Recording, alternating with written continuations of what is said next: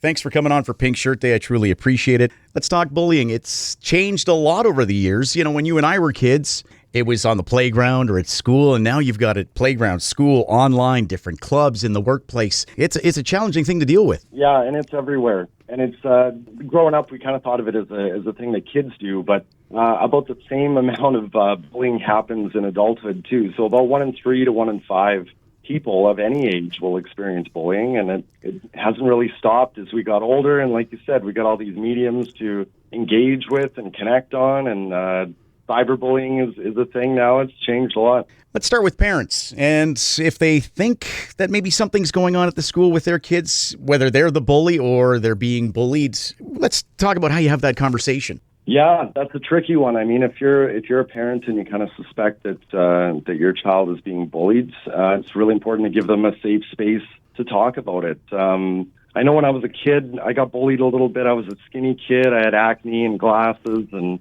I didn't really know how to express it. I didn't want to be seen as kind of weak or not being able to handle it. But it's really important for parents to kind of communicate, hey, you know, this is happening to you. You don't have to be embarrassed, and to give them a safe space to kind of, in their own words, explain what's happening and why they feel like they're being bullied. And who can they talk to? Is it as simple as going to a teacher, to the principal of the school? It's simple on paper, but it's not always that simple in real life. So what I like to tell parents is that, you know, I think every parent wants to be that safe person for their kid. But sometimes that may not be the case. So it's good to let them know that, yes, they can go to the school counselor, to a teacher they trust, to a family friend, to the parents themselves, but to give them as many options and to identify who the safe people are at school, at home, and communicate with that with their child about who those people are. The more options they have, the more empowered they'll be to talk about bullying, to say something, to say, hey, this is happening to me.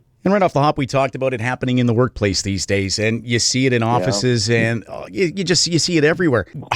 What do you even do? Yeah, I facilitate a lot of healthy workplace, respectful workplace training. That's a big part of my business, and we talk about bullying at work all the time. I mean, we spend, John, we're like a third of our waking lives on the job, so we're interacting with these people all the time, and absolutely, it happens at work, and there can be a lot of barriers, a lot of consequences. You could be being bullied by somebody with more power or a higher rank in your organization. It could be a coworker that you have to deal with every day, and what do you do? So my best advice would be to, you know, talk to your supervisor and somebody in human resources, someone who has a plan for something like this, because most companies have an anti-harassment policy. Now, that being said, if it's your supervisor, if it's your manager who's doing the bullying, obviously you can't go to them and say, hey, this is about you. So the best thing that you could do in that situation is to find maybe a trusted coworker,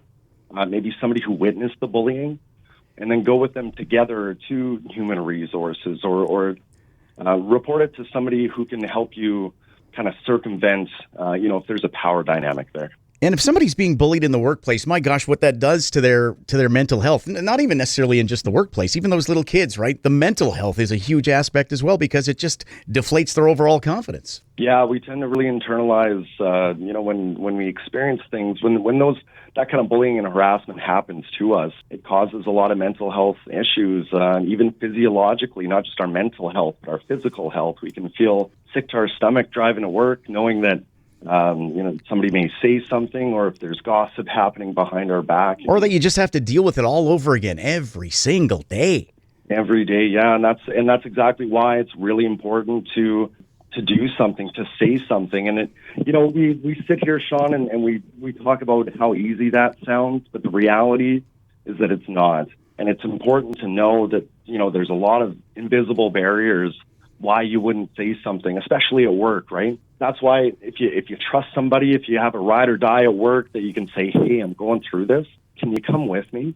That's really empowering, and that's a really good vehicle to take action. When you have that someone in your corner, it makes it easier to kind of go through the process, because there could be consequences. People are worried about losing their job or getting demoted. And so it's really important to, if you can't find it within yourself, find somebody to come with you. Saw a great line today that said, be a buddy, not a bully. That's a great one. Yeah, I like that one. Yeah. That's perfect. Chris, thanks for coming on the show, buddy. I really appreciate you chatting with CFWE this afternoon. My pleasure, Sean. Thanks for having me.